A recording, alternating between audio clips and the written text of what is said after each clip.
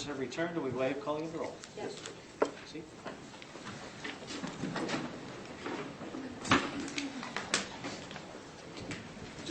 Mr. President, getting the next witness? Yeah.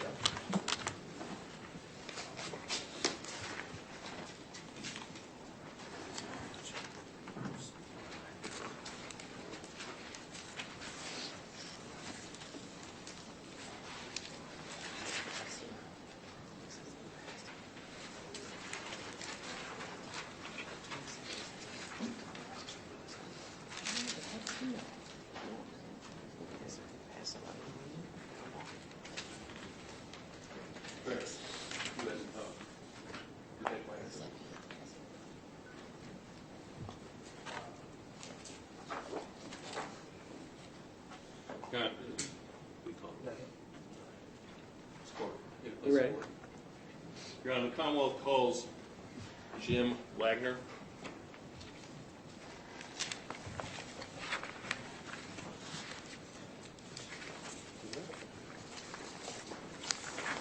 Raise your right hand. Sit behind me. Do you solemnly swear from the testimony you're about to give us the truth, the whole truth, and nothing but the truth? I do. Speak.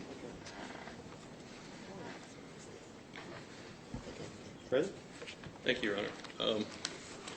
Mr. Wagner, would you please introduce yourself to the jury? Hi, my name is Jim Wagner. I work for the Boone County Sheriff's Office. At the point in time I worked for the Sheriff's Office, I was a sergeant investigation. At the time this case happened, I've since retired.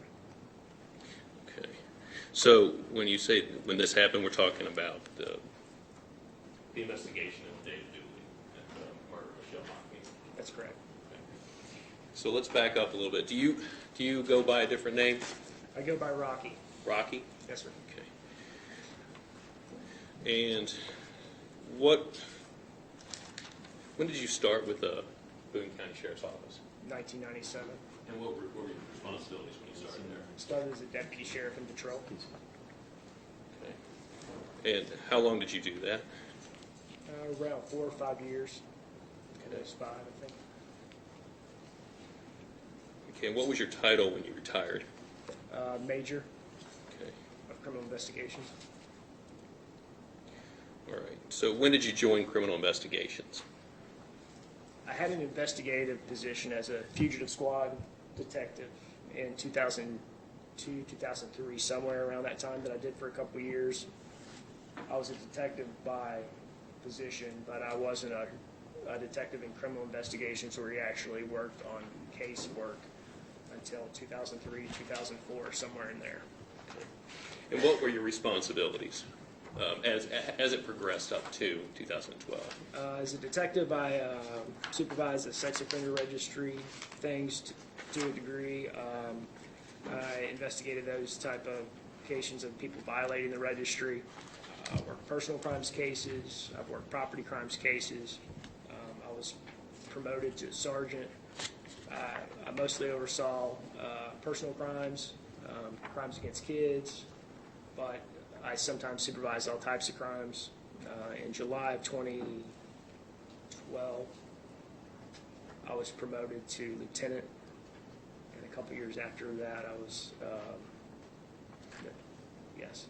And then about a year before I retired, I was promoted to major. Okay, so were you a lieutenant just after this, the events of this case happened?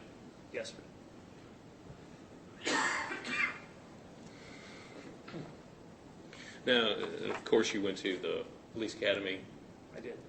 Have you maintained your certification since you retired?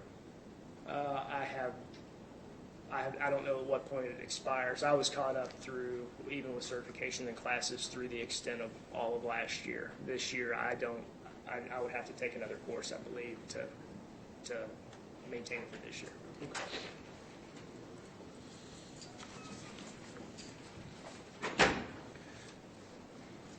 Would you please tell the jury about the events of May 29th, how you became involved in the steps that you took? Sure. On May 29th, it's a Tuesday, about 7:20 in the morning, I was at the sheriff's office. Our office has 2 divisions in the back, where you have the patrol division, where the patrol deputies meet and have roll call and organize their day, and you have the criminal investigations division, which is kind of just across the hallway, where the detectives work and work on their cases oftentimes. I was in the criminal investigations division that morning, and at 7:20, Sergeant Jim Hill, who is a patrol sergeant, came into the criminal investigation side to address me, and he said that they had a radio call that there was a potential homicide at Fisher Scientific, and a woman was believed to be dead. And of course, this was the initial stages of it, and as information was being relayed from the call to the deputies, he was telling me a little bit that, and as it went on, that she was believed to be bound and deceased. Okay. Now, what were your responsibilities at that time with regard to getting the investigation started? Did you just hop in a vehicle and go, or did you have to do other things? No, I started making contact with other detectives to get investigators headed to Fisher Scientific, along with patrol deputies that were responding as well. So you're just going down and calling out people, we need you? Yes, sir. Do you recall who you called? I did. The first contact I had with any of the detectives was actually Chris Newman. He's a detective in criminal investigations, and he actually called me because he had heard the radio call. He called me and said he was going to respond there. Next, I called Detective Brian Cochran. That was around 7:23. I called him. I asked him to respond there as well. I also asked him to call Tim Carnahan. Tim Carnahan is his partner in the crime scene unit, so that way I didn't have to call him, and they could get together and decide what they needed to while responding to Fisher as well. After that, I called Detective Bruce McVeigh, and following that, I called Detective Everett Stahl. Seated here in the courtroom? He is. Okay. Now, when a case like this comes in, we've heard testimony that sometimes a detective will hear a case, or will take a case and others work it. When a case you have of this size comes in, how's the decision made to decide who's going to take it, and how many detectives are going to work it? Who makes those calls? I mean, it can be, generally speaking, the first line supervisor gets things going, and sometimes they establish themselves based on who has what assignment that day, or if there's something covered. But generally, in a case like this, when it's as elaborate as this, there's generally so many things to do. We get as many people involved as we can, unless there's other things that need to be covered. So I was the first line supervisor. There's a lieutenant and a major. So ultimately, as the day goes on, and time allows, we make decisions about the case moving forward and who's handling what, Okay. and coordinate it from there as the day goes. Okay. What time did you arrive at the scene after you did these things? 7:48. Okay. And do you recall who was there when you arrived? When I arrived, Sergeant Dave Stallsworth was present. And I believe at or around the time I arrived, the patrol commander, Bill Steinborn, was there. I know there was deputies inside Fisher already that were positioned to secure the crime scene, which was on the second level of Fisher. They were strategically placed there to maintain the crime scene and keep any people in and out from any people patronizing the business from coming in and out of that floor. And there was a crime scene log started. It was started by Joe Gregory, Deputy Joe Gregory. So he was there. Is it fair to say that to ask you to recall everybody who was there off the top of your head would be a difficult thing for you? It'd be very difficult. There were several people there, several detectives, several patrol arriving and already there when you arrived. Yes, sir. Fair to say.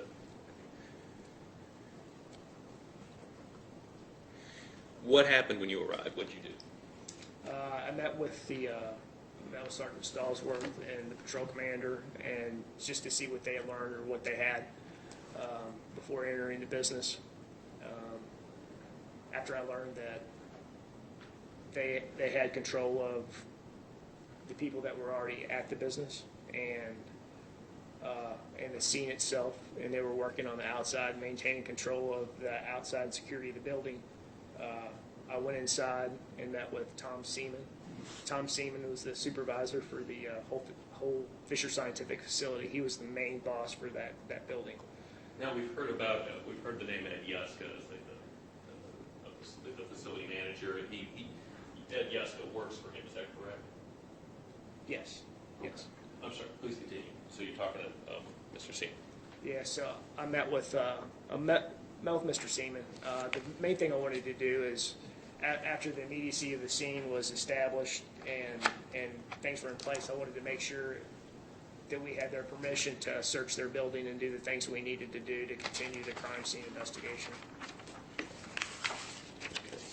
And was that happening? Did that occur? It did. Mr. Seaman consented, and that followed. After I spoke with him, I had some other duties to take care of, but his permission was followed up by other investigators, getting him to sign an actual form where he consented to our investigation of the facility. And then what did you do? What kind of, generally speaking, what did you observe happening? Did you have the opportunity to move through and see the different parts of the investigation, or did you have to focus on one thing? I saw on this morning. So On that morning? Just on this morning, or? Yeah, on the morning. Yes, on the morning. I'm sorry, that was a clear question. On the morning of May 29, 2012, when you arrived and after you got the consent, and I guess the investigation starts, there's a lot of moving parts. Yeah, I mainly stayed downstairs.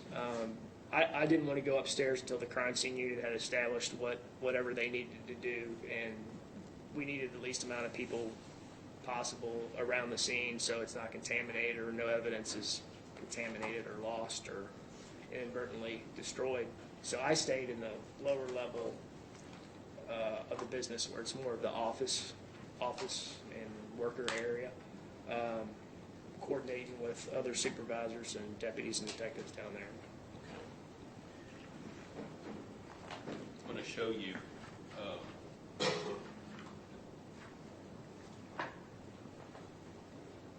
most of Mark's Commonwealth 3 and Commonwealth. Well, we'll start with Commonwealth 3 so we don't get confused.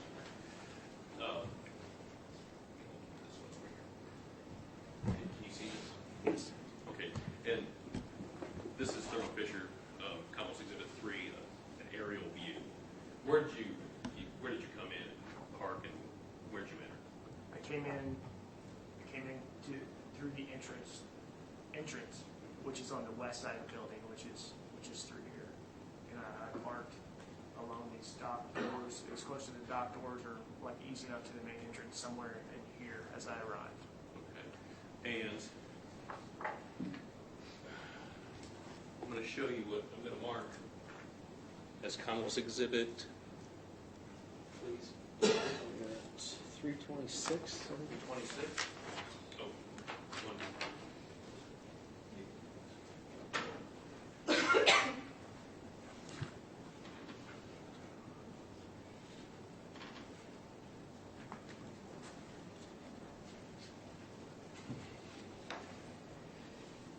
Okay, I'm sorry, 366? 326. Oh, 326. 326, thank you.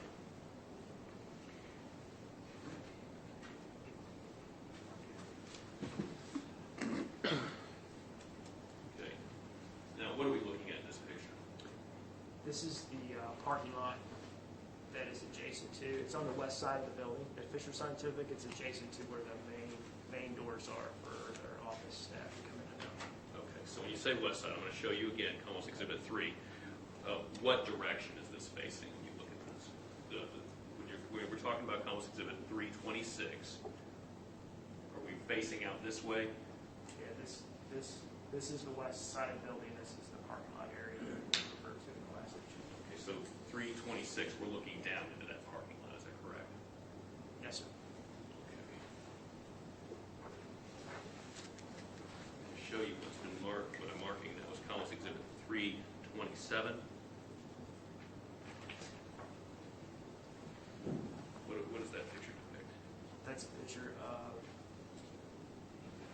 Michelle Markby's vehicle. Okay. Now, I notice that there's an odd parking here. Why is that a sheriff's vehicle? It is. Okay, why is it parked like that? It's parked there because we were going to impound it for purposes of processing. Okay, these images fairly and accurately depict what's up? They do. All right. Now, I'm going to show you what's been marked as Commonwealth Exhibit 8. Stand again. You said you entered the lobby. Is this the lobby that you entered? Yes. Okay, and we don't have to go through all the photos. The stairs go up to the mezzanine level. There's been a lot of testimony on that. Yes, sir. And is that where a lot of the activity was taking place, in that lobby? Yes. Did you contact the coroner in this matter? I did.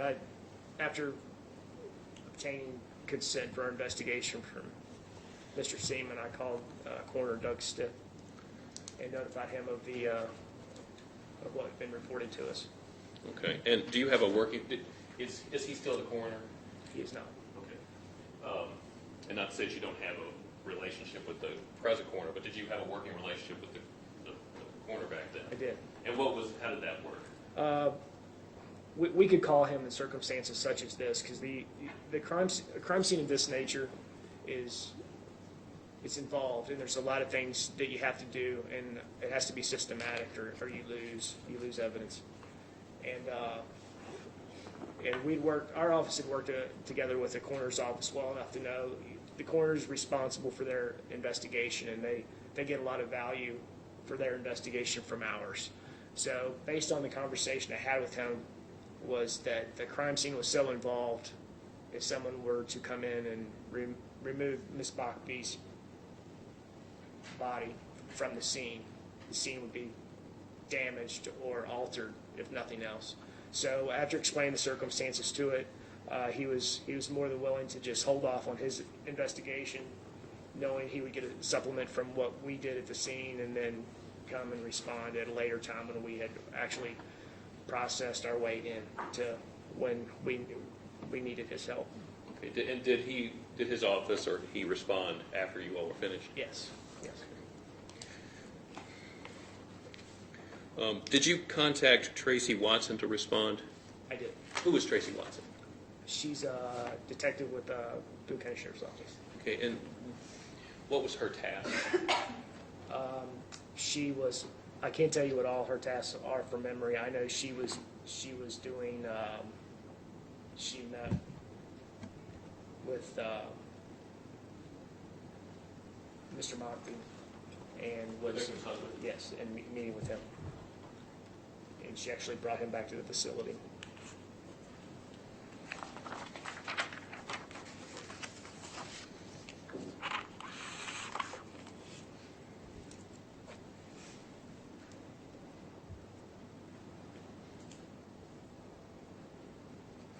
Okay. Did you have any other, or did you do anything else specific that you've noted in your report until you met with Garland Latham?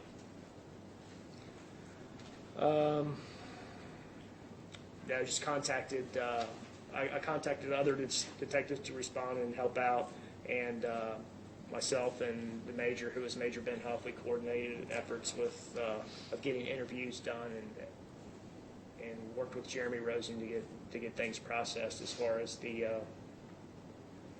for the staff that was there at the building. Okay. So who is Garland Latham, and did you have a conversation with him, or did you talk with him? I did. Yes. Okay. And what were you talking to Mr. Latham about? Mr. Latham was the operations manager for TQ Logistics, which is the trucking company, kind of the third party for Fisher. They shipped a lot of the product for Fisher Scientific. Garland Latham was the operations manager, and I spoke to him to get permission for our detectives and deputies from the sheriff's office to search the trucks that were there or coming in and out. It's a shipping place, so those trucks would come in and out. If they had any involvement during a potential time frame, that he consented to that. And he did consent to that? He did.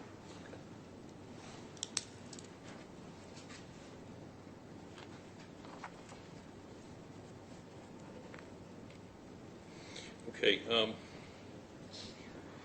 You said earlier that Tracy Watson went to get Dan Mock, Michelle's husband, brought back. He arrived in his van. Do you recall?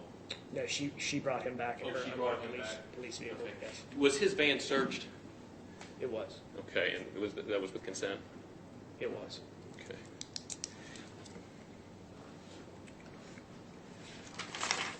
And where was that search? Where was the van searched? There was a preliminary search done there at Fisher, and then it was later taken back to the sheriff's office for further investigation. And do you recall if there was a canine unit there?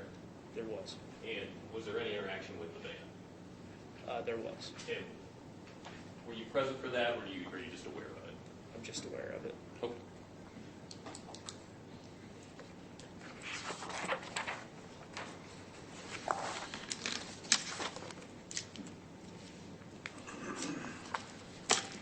One moment, Your Honor.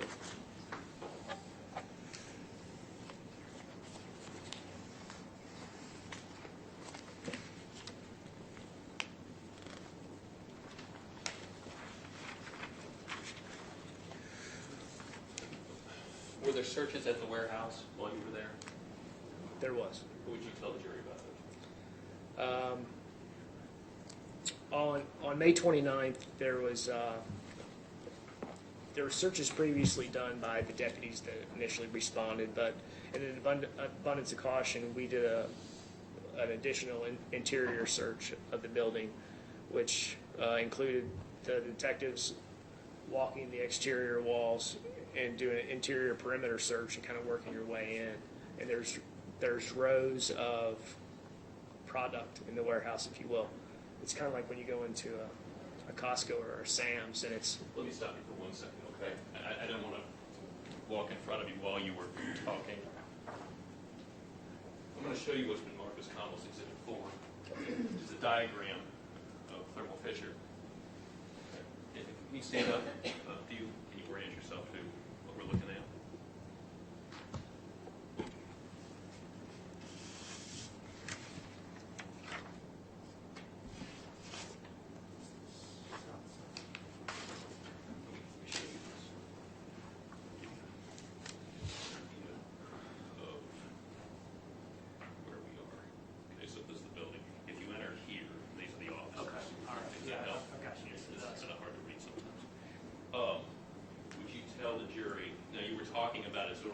Shelves like Costco, like high shelves way up.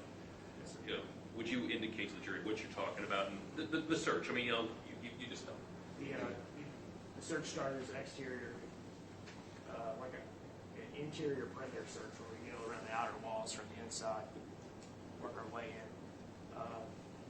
This designates rows of product.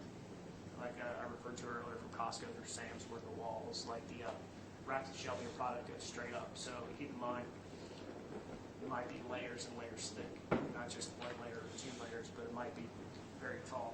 So we had deputies and detectives that searched the area.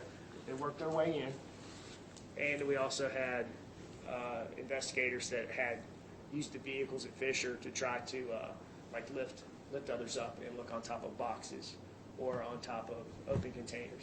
So they didn't just walk the aisle, they actually got the equipment that they Judge, used. I would object to the leading. I'm just trying to clarify what we're saying. Okay, did they use the equipment that's there Yes. to do this? To actually, because the shelves are very high, they don't, any detectives climb up, or they? Object to the continued. Approach.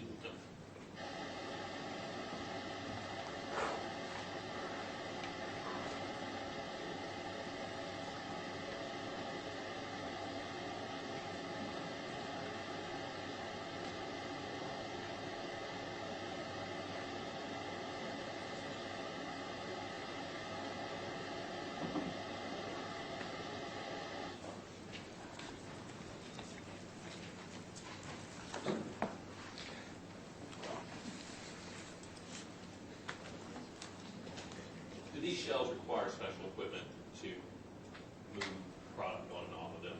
Yes. Were you allowed to use those, not you specifically, but the sheriff's department, the investigators, were you given permission to use that machinery to check all the shelves top and bottom? That's to my knowledge, yes.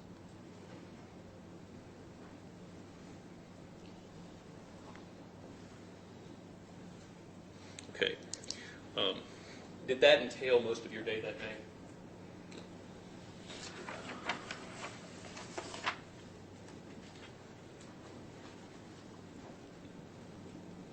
It entailed my investigation at Fisher Scientific. Okay. What time did you leave Thermo Fisher Scientific? 1940 hours. Okay. Did you go anywhere else that day? Yes, I went to the Mockbee residence in Fort Mitchell. Okay. Was that by consent, or did you have to get a search warrant? It's by consent. Okay. And what did you do when you got there? Myself and other investigators searched Mr. Mockbee's residence for any potential evidence relating to this crime. Okay. Now, where did you search?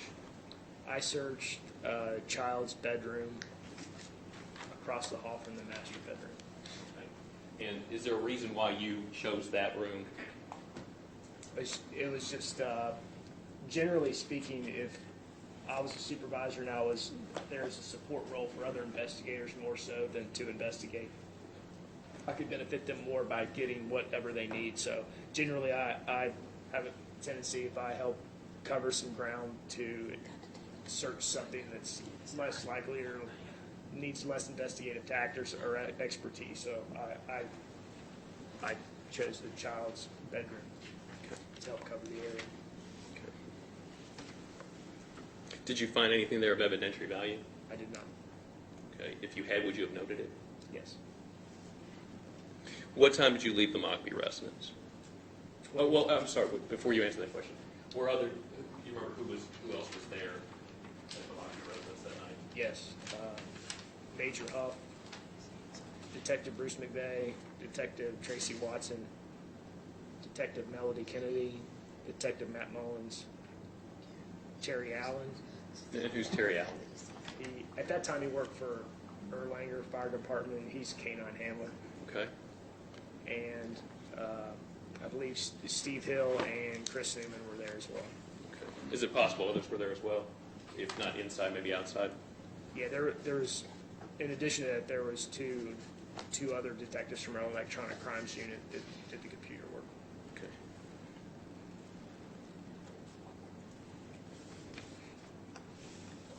Okay, were items seized from that residence?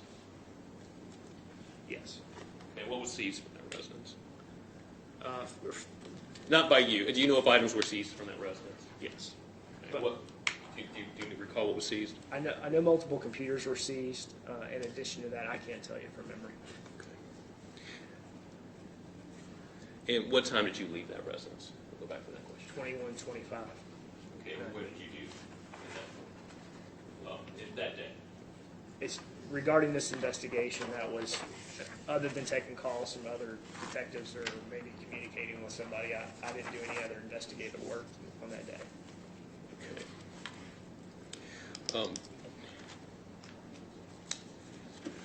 All right. Did you have any involvement in this case on Wednesday, May the 30th, 2012? I did. Okay. Would you please tell the jury about that? First thing I was involved in, I was at the sheriff's office the next morning. I got a call from Steve Hill. He's one of the detectives involved in this investigation. He had been at Beckman Coulter. He was trying to obtain their video surveillance for their business to see if it would be of assistance to this investigation. Let me interrupt you. Sorry. Do you recall if Thermo Fisher had surveillance at this time? As far as I remember, they did not. Okay, so Beckman Coulter, and for the record, back to Commonwealth Exhibit 4.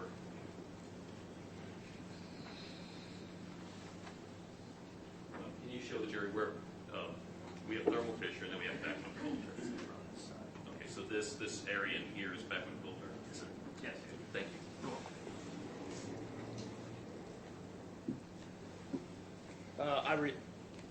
Detective Hill contacted me, and Beckman Coulter wanted to cooperate with the request, but they wanted something formal and something in writing before they did the video. So I prepared. Objection, Judge. What's your objection? Hearsay. What they wanted, Approved. what they said.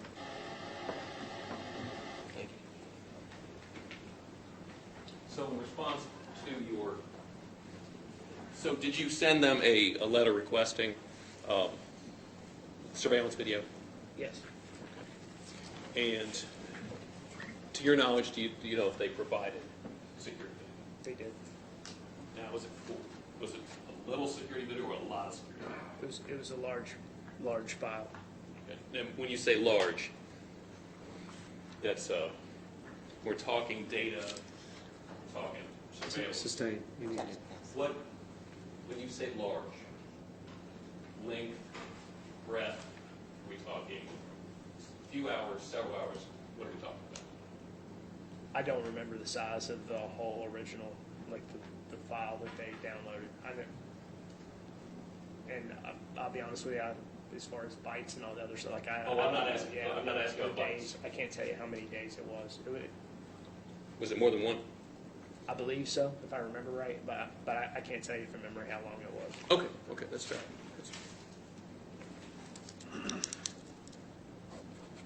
Now,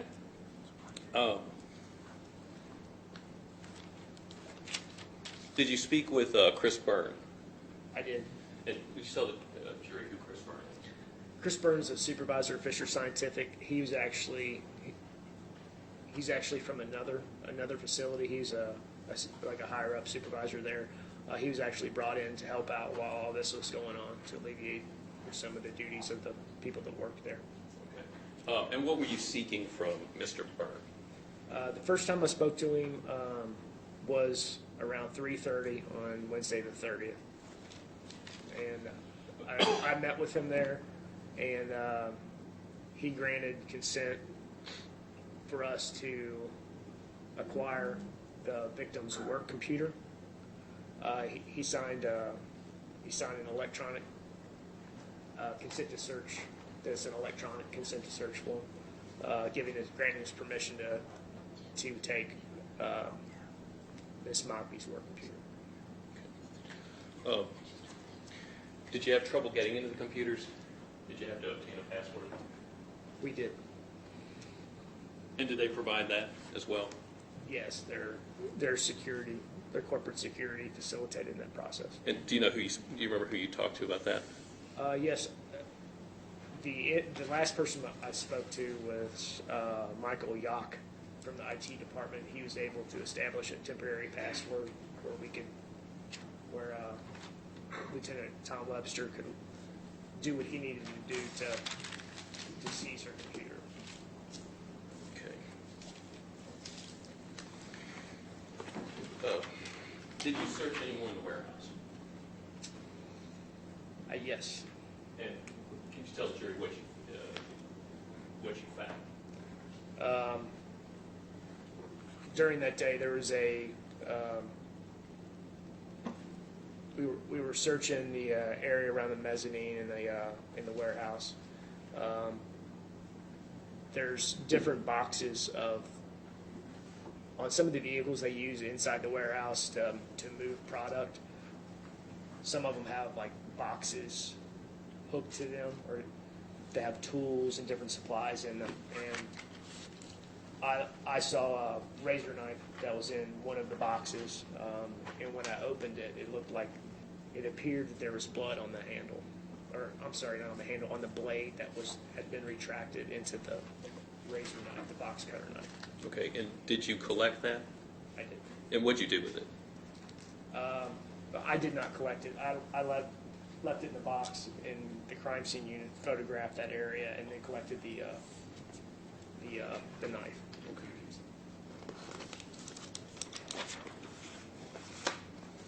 Okay. Did you have any further interaction there at the warehouse? Did you, with regard to searching? We searched the janitor's closet on that day. Okay. And what was your role in that? I assisted Detective Cochran and Detective Carnahan with the hand search up there, and assisted them with removing the P-trap. Okay. One moment.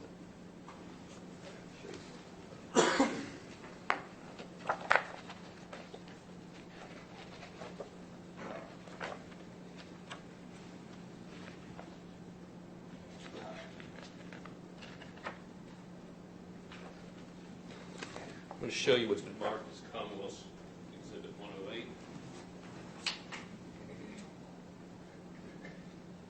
you recognize that item? Yes, that's the razor knife I spoke of. Okay, and that's the one you pointed out to the crime scene unit? Yes.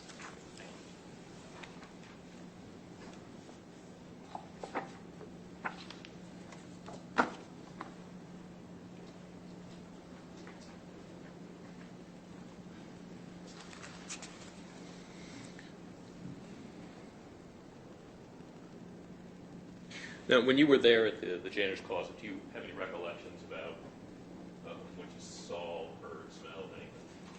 Yeah, the room had different medical cleaning supplies in it. Some were consistent with what you see in the laboratory. There was a Tyvek suit sitting to the right of the sink in a bag that were open and on the floor area.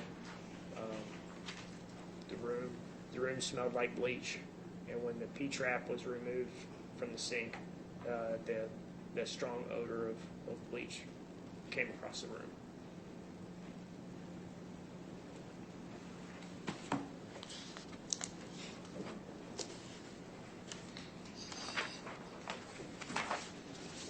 Okay, now this is all occurring in the May 30th still. Is that correct? After you were in the janitor's closet, with the janitor's closet, what did you do after that? I left and I went to Tanglewood Apartments. Okay. When I got there, I relieved Tony Vonderhaar, who's the lieutenant in investigations. He was sitting at the entrance to the apartments. And What time did you arrive there, did you say? 2341.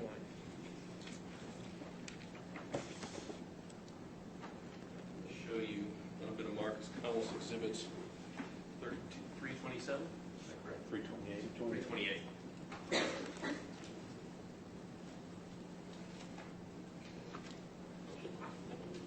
That's okay.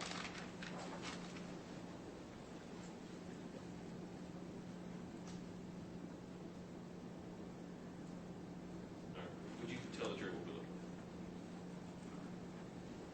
This area here is the Tanglewood Apartments. for? Okay.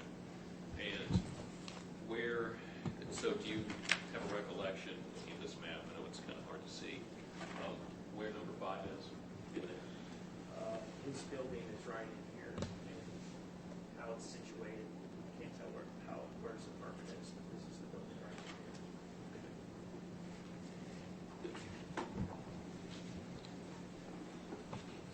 And what did you do then?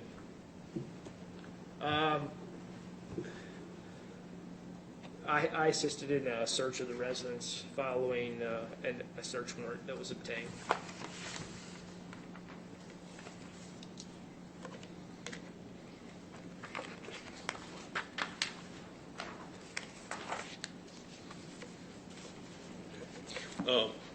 I'm sorry, I was getting a pen. Wasn't I? Didn't interrupt. I'm going to make you say what you just said. What did you do when you arrived there? How did you assist in the search? We split up the search as to who was going to search what area of their apartment, and I searched the bathroom at the end of the hall on the left. Okay, and why did you choose the bathroom? Was it similar to the reasons of the Mockbees? Yeah, there's plenty of things that needed attention from like the crime scene unit that were more relevant than searching the bathroom. Unless I come into something, then I would just ask for their help anyway. So I searched the bathroom. Okay. Were there other detectives there? Yes. Do you recall who was there? Detective Cochran, Detective Carnahan. I can't remember past that. Okay.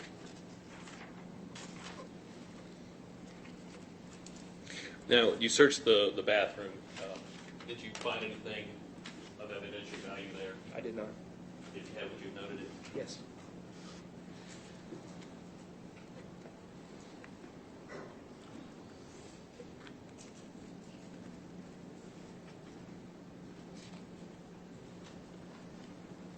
What did you do after that? we searched the detached garage that was Mr. and Mrs. Dooley's detached garage that was adjacent to their building. We'll take a break.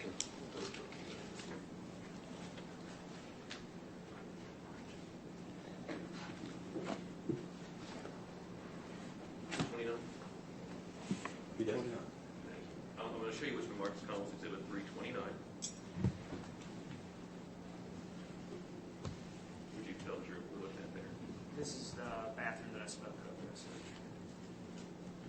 show you what's from Marcus Collins Exhibit 330. Same bathroom. Same view, different view. It's a different view. Same bathroom. Did you search anywhere else at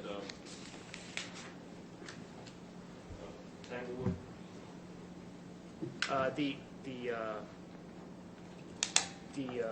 detached garage or the standalone garage. Okay, and was that by consent or search warrant? Consent. Show you.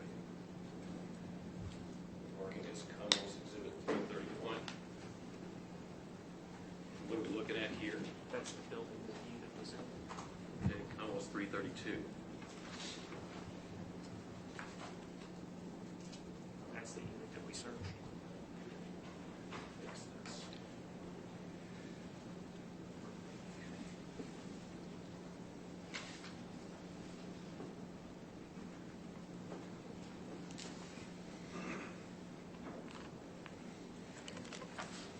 And what time, I notice it's dark in the image there. What time did you end up leaving? At 2:51 in the morning. And where did you go after that? Did you go home and get some sleep, or did you go search someplace else? I didn't do anything else related to the investigation before noon, during the overnight period. I didn't do anything else that was noteworthy in the investigation unless I spoke to somebody or did something like that. Okay. Did you return to Thermo Fisher? I did. And what day did you return to Thermo Fisher?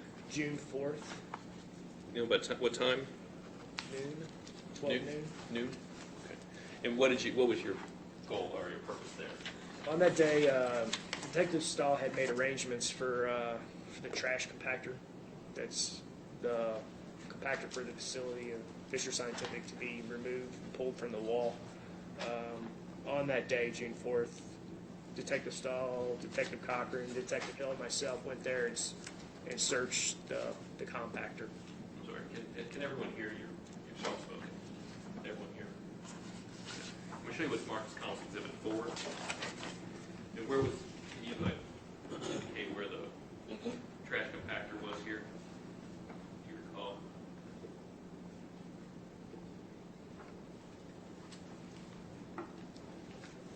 I can't hear, Judge. Well, again, to orient you, if this is the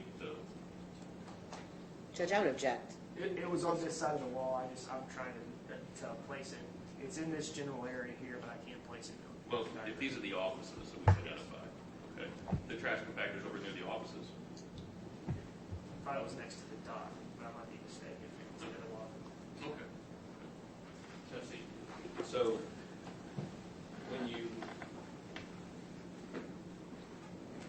how did you check the trash compactor? I mean, is this It's a manual search. I mean, the compactor's not. It's not like a residential compactor. It looks like a steel container, like on a ship or steel container. It's large and it has to be pulled away from the building, almost like a tractor trailer style box. And we went through the compactor and the garbage that was in there. okay? And that was around noon in June of 2012. Yes. June 4th. Yes. Okay. What about? Did you search anything else there? Yeah, there was an open top dumpster. It was on the it's on the opposite side. It was on the side of Beckman Coulter, but it's kind of on the southeast corner of the building. It too is a large dumpster. It's an open top, kind of like a steel container, looking like on a container ship, but just open in the top. And we searched that as well. Okay. Now, did it have a door, or how did you get into it? They had to climb on it. I mean, it was tall steel box, and we climbed on top of it to get into it and look into it. Did you have to get a ladder, or do you? I think we just climbed up. I don't recall getting a ladder. Now, did you make any observations regarding the trash in there?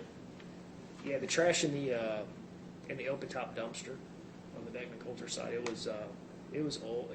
It appeared to be old. It appeared like it had been there and weathered the storm for a while, and had been there for quite a while in that condition. It just looked like it had been full for a while.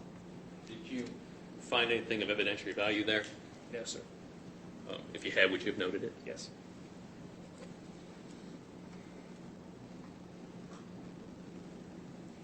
Okay, now let's jump ahead. So that was June 4th, 2012. Let's jump ahead to September 27th. Okay.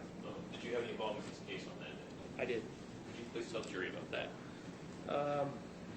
I executed a search warrant on Mr. Dooley's truck. It was in the front lot of the sheriff's office, and myself and Sergeant Tim Adams searched his vehicle as a result of the search warrant and collected 5 items. Okay. I'm going to show you some images. Show you Mr. Marcus Cohen's exhibits 333.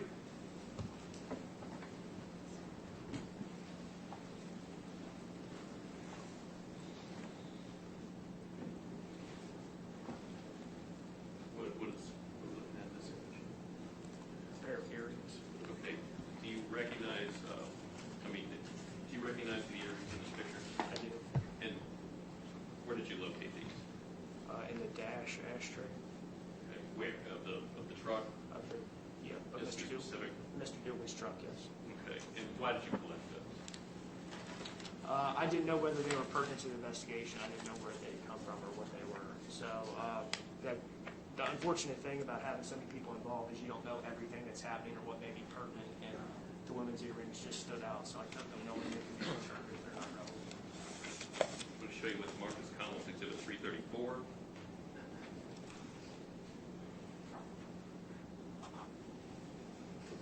It's a box of powder-free Nitrile midnight gloves, examination gloves.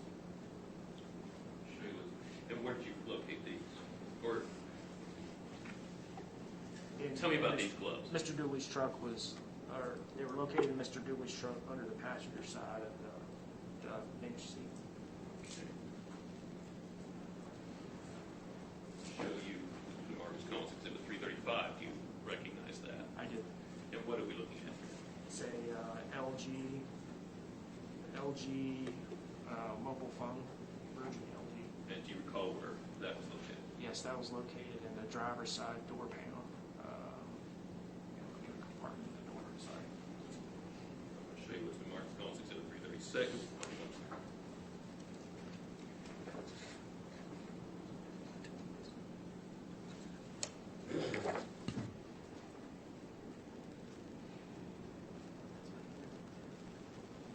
I'm going to show you with Marcus Collins exhibit 336. And would you please tell the jury about that? It's a Husky knife that was located in the dash glove compartment of Mr. Dooley's vehicle.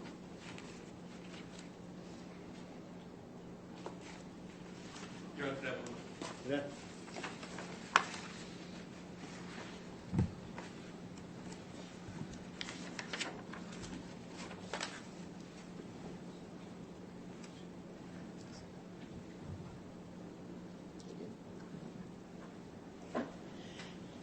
Judge, may we approach?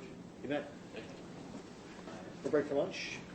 During the trial of any witness in the case, it is being a former express opinion in the case is submitted to you, not to converse with or allow yourselves to be addressed by any other person on any subject of the trial. Further, no office, attorney, officer, attorney, party, or witness should speak to you without permission to report. We're instructed to report on all questions to contact you to the bail or myself. To any independent research, read, listen to, or view any accounts of the trial. This includes utilizing smartphones or computers during the trial room to research any witness or any issue, and do not visit any place which any material fact occurred without authorization from the court. Court. Be back at 1:15. All rise.